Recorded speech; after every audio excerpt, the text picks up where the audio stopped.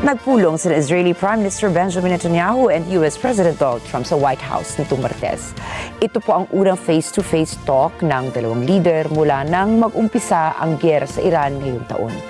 Pearl Rogacion for the report.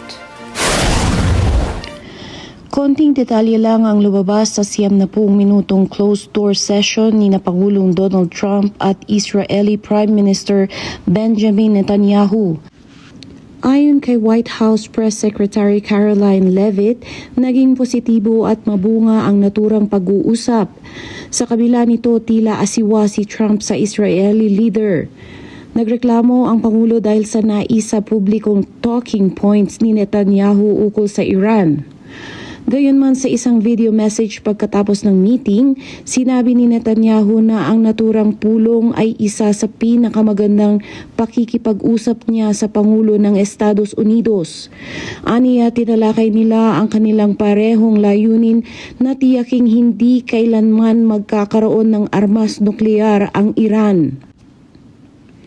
Ito ang ikawalong beses na nakita ang dalawang leader mula nang maupong muli si Trump sa pwesto noong 2025. Dumalo si Netanyahu at Trump sa memorial service para kay US Senator Lindsey Graham, isang Republican na sumuporta sa Israel.